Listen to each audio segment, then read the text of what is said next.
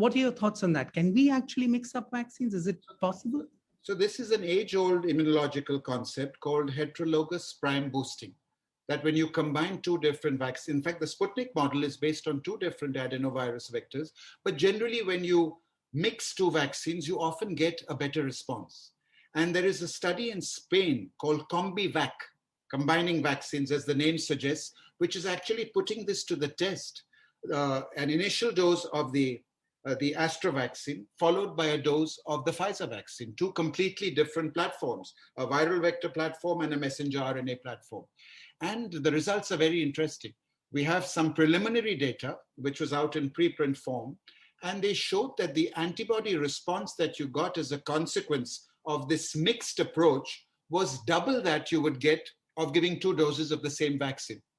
So there might be some joy and mileage in combining two different vaccines.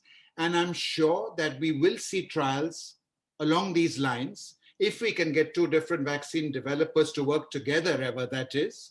But this is clearly something of interest. I'd also like to say that people ask, should I take a third dose of vaccine or a fourth dose of vaccine? And the answer is, at present, we do not feel it's safe to take more than two doses.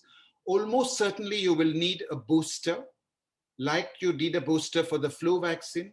And wouldn't it be wonderful if vaccines eventually convert COVID, a dangerous, potentially lethal disease, into a more benign flu-like illness because of what the vaccines have done over the years. And this virus is never going to go away ever, but this is the hope that eventually with vaccines, we will convert it to something no more alarming than a case of flu.